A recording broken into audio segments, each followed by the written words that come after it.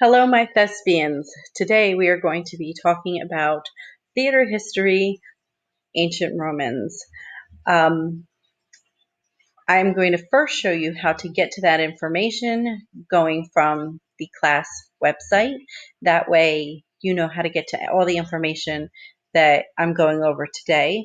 The link is in the thread for Google Classroom today, so you can click on the link and follow along if you want, or after the video is done, you can go back and take a look at all the materials. So if you go to drama 1 and 2, actually I should say first, if you forget about the Greeks, check out under the freshman link, there's unit 2, Greek theater history. I highly recommend refreshing yourself on some of the information from the Greek era because these things go one right after another, and we'll talk a lot about how one phase influenced another. So a lot of the things that you see happening in the Roman era were influenced by the Greeks or had a lot of similarities to the Greeks. And I want you to be able to make those connections. If you hear some weird noises in the background, that's just my dog snoring.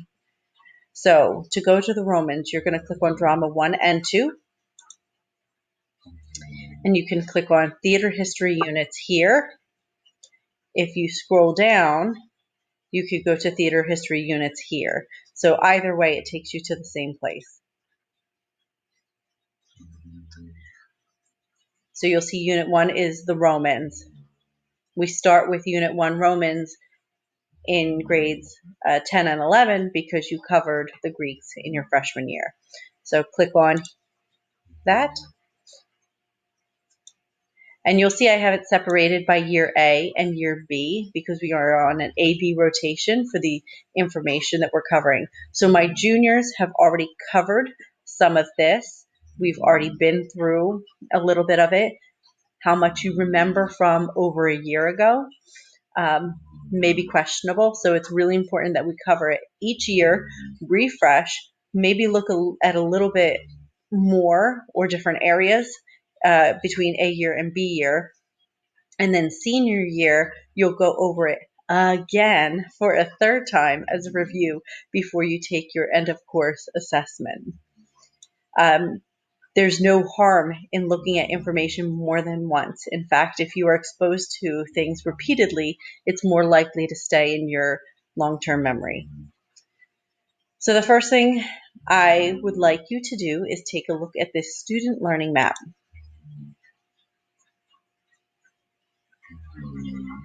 This student learning map just sets out an outline for you of what the goal is of this unit. So the key learning, Roman theater was a contrast to Greek theater, but also offered important contributions to the development of drama. And then main questions that you want to be able to answer at the end of the unit would be, what contributions to the development of theater did the Romans have? And then these are the areas that we would look at. So the historical background, what was happening historically during the time period that makes this significant. And then we'll look at the performance styles, the playwrights, the popular art, and the theater building itself. Whether we separate this between year A and year B, I'm not worried about that. I'm going to just cover it all again for you as a review. Down below you have some vocabulary terms. Gladiators, chariot races, Naumachia, pantomime, Circus Maximus, Colosseum, and some of the other terms that we'll go through in the notes. All right. So that first page is there for you as a reference. If when you're done, you're thinking, what was I supposed to get out of this? It's a great reference. The next thing is an activator. Now, if we were in class, I might have had this up on the board as a do now to get you thinking at the beginning of class, but you don't have to write anything down for this. I just want you to think for a second. Take a moment and think about what words, what images do you have when you think about ancient Romans? So take a moment and think.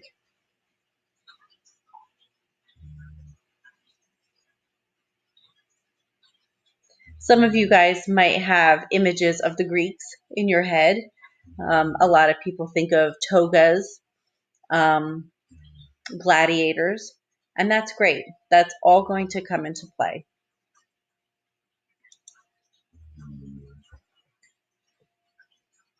On Google Classroom, if you go into your assignments, there's going to be a partial outline for you.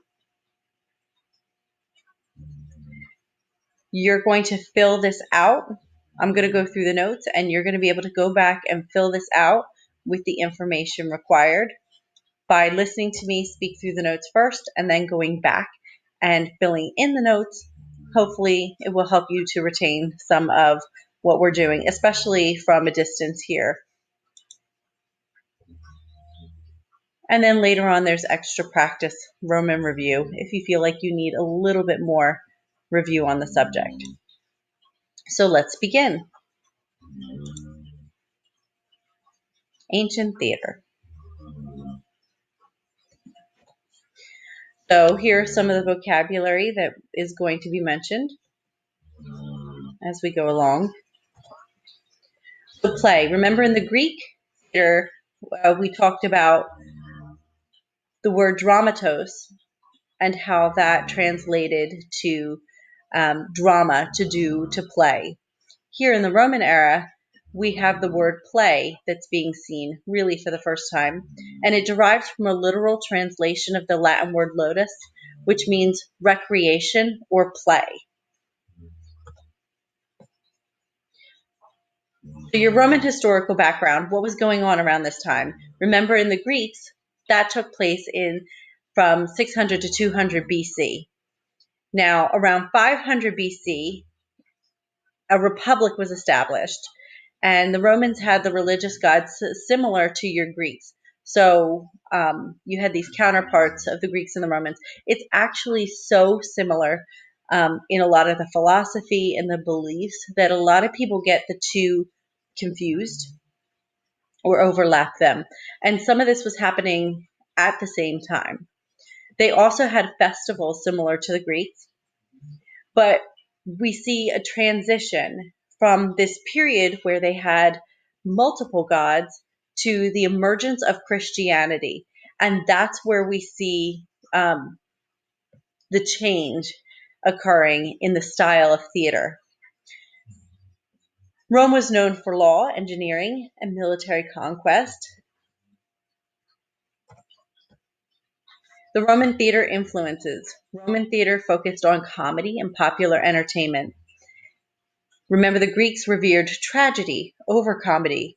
They had very little comedies, or they were kind of, as you know, those funny little lighthearted bits that they would throw in, and they were really over exaggerated, but they really found the art and the beauty in the tragedies.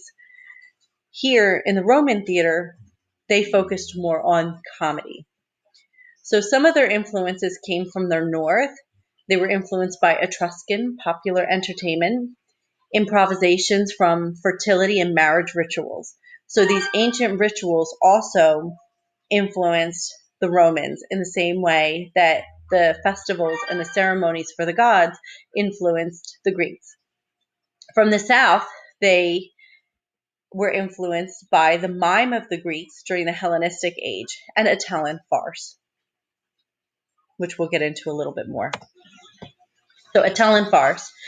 Farces, they're comedies, and they were improvised. They dealt with exaggerated family problems. A lot of times they made fun of historical or mythical figures. They were first presented by touring actors. Later, they were written down as comic pieces. So they would have these little improvised bits, and then if they really liked it, eventually they were written down into their own little plays. They featured stereotyped characters who wore specific wigs or masks. Italian farce would later influence commedia dell'arte, which comes about during the Italian Renaissance.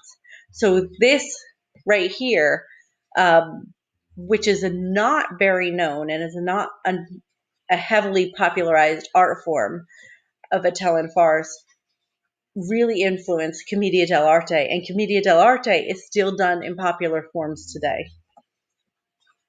So the Roman theater, it was not innovated in high art. What do you think of when you think of high art? Something with sophistication. You think of museums and the opera, as opposed to maybe sporting events, which is popular. So not innovative in high art.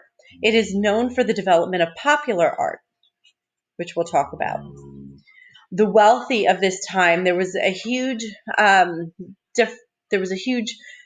class difference between your wealthy and your poor, and the wealthy had such an abundance of leisure time. So, unlike the Greeks, where they only had these festivals for theater during specific seasons or during ceremonies to honor their gods, because they had all this leisure time, they actually held theater all year round. The first festivals um, were the Ludi Romani, and that was dedicated to Jupiter, which is the equivalent to the Greeks' Zeus. There are three Roman playwrights that come about during this time. They are known mainly for their last names, so you don't have to worry about trying to pronounce their full name. So you have Plautus, Terence, and Seneca. And just like our Aeschylus, Sophocles, and Euripides of the Greek period, they all lived in slightly different time points during these hundreds of years. So first we're going to look at Plautus. Plautus wrote to entertain. The focus was comedy, and he had the reputation as being the master of comedy. What's great about him is that he influenced a lot of comedic writers after this.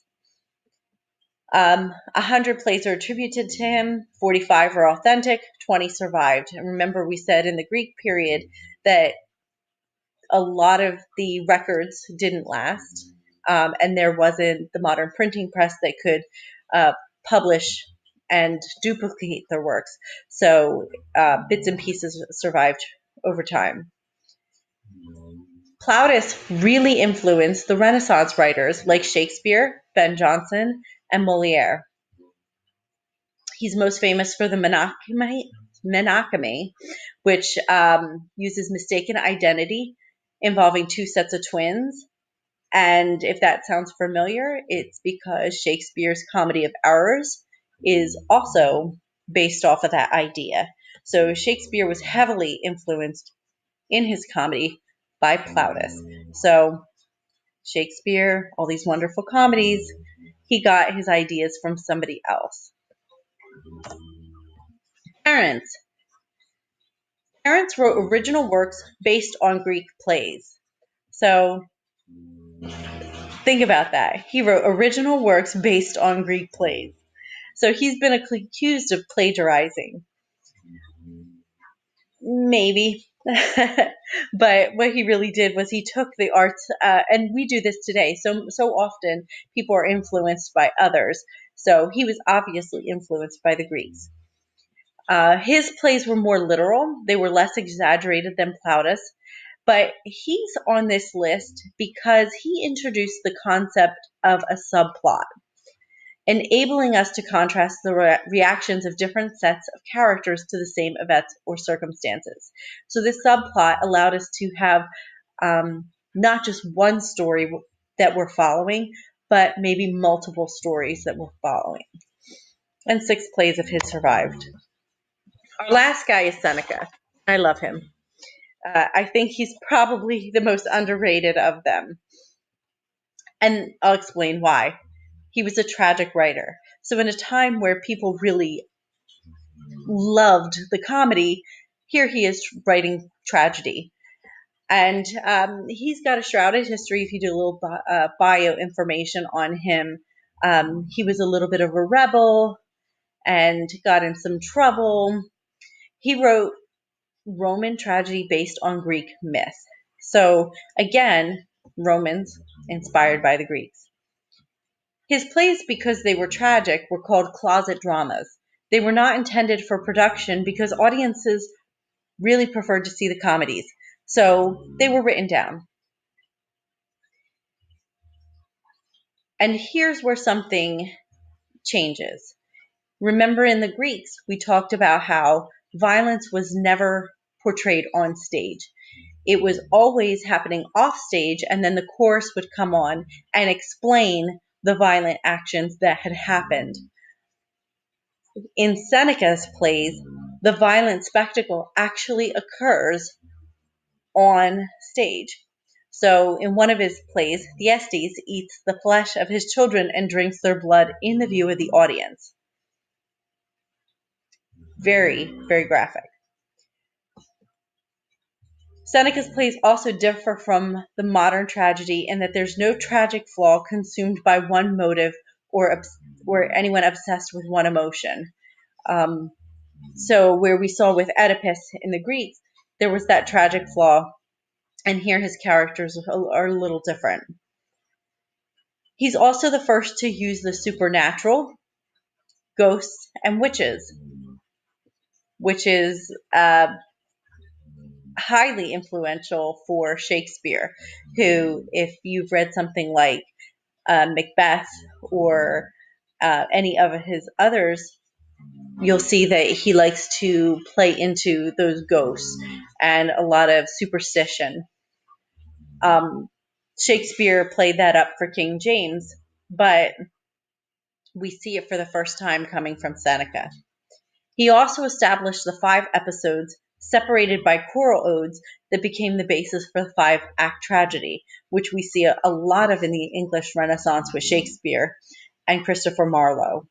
So a lot of what Seneca does, although he's been influenced by the Greeks, then in turn influences our English Renaissance writers. He also includes the use of soliloquies and asides, which are new and obviously, like I said, a strong influence for Shakespeare's tragedies.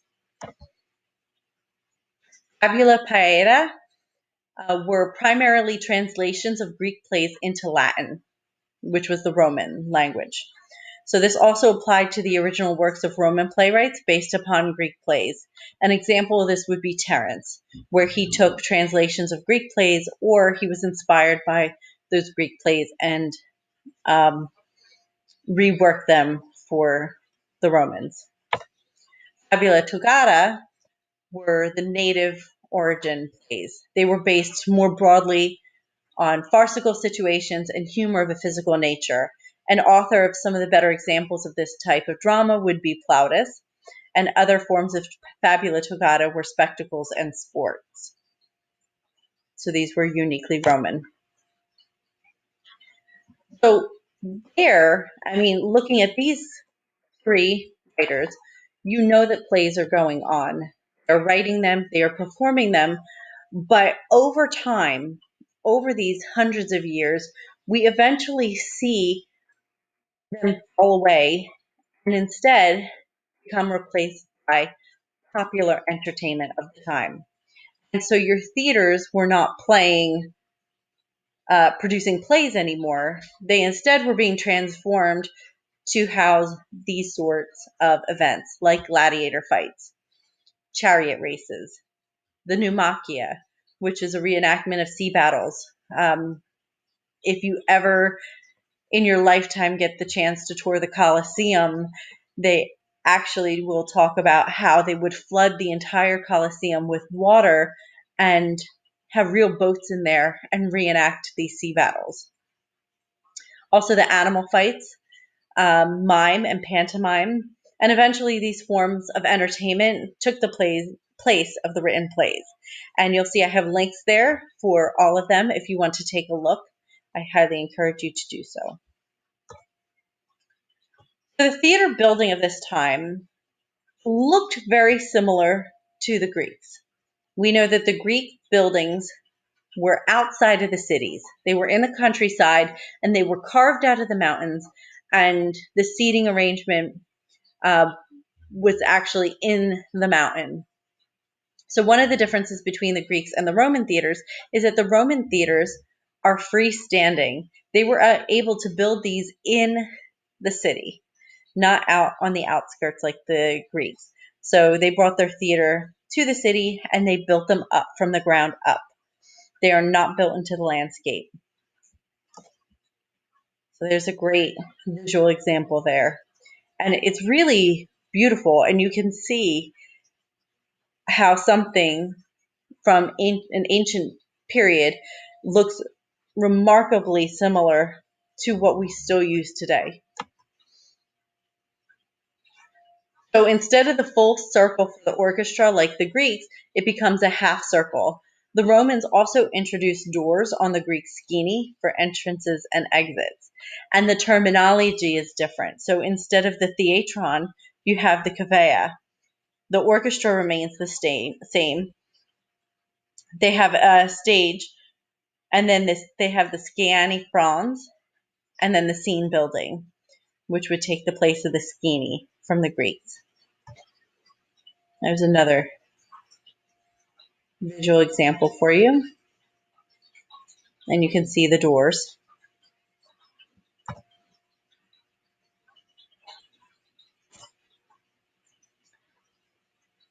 So here's the Colosseum. It's still standing today. It looks very similar. If you look at the inside, it looks very similar to our sports stadiums, maybe a football stadium. Here's the Circus Maximus. And you can see how they're in the middle of the city. And this was used for chariot races.